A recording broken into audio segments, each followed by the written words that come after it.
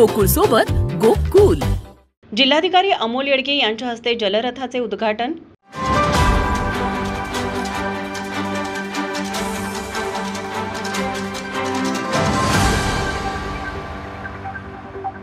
राज्य शासनाच्या जलयुक्त शिवार अभियान योजनेअंतर्गत गाळमुक्त धरण व गाळयुक्त शिवार त्याचबरोबर नाला खोलीकरण व रुंदीकरण या योजनेचा गावागावात जाऊन प्रचार आणि जनजागृती करण्यासाठी मृदा व जलसंधारण विभागामार्फत तयार करण्यात आलेल्या जलरथाचे उद्घाटन जिल्हाधिकारी अमोल येडगे यांच्या हस्ते चित्ररथाला हिरवा झेंडा दाखवून करण्यात आलं।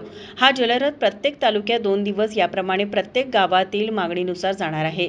या चित्ररथाद्वारे जिल्ह्यात 24 तास गाळमुक्त धरण व गाळयुक्त शिवार आणि नाला खोलीकरण व रुंदीकरण याबाबतची प्रसिद्धी करण्यात येणार आहे। यावेळी जिल्हा जलसंधारण अधिकारी स्वप्नील पवार, ग्रामीण पाणीपुरवठा कार्यकारी अभियंता अर्जुन गोळे, उपजिल्हाधिकारी रोहियो शक्ती कदम, उपविभागीय जलसंधारण अधिकारी योगेश पोळ, सहाय्यक जिल्हा जलसंधारण अधिकारी संतोष पाटील, जिल्हा प्रकल्प समन्वयक अनिकेत कदम, भारतीय जैन संघटनेचे पदाधिकारी व जलसंधारण विभागाचे अधिकारी कर्मचारी मोठ्या संख्येने उपस्थित होते। माझा महाराष्ट्र न्यूज कोल्हापूर।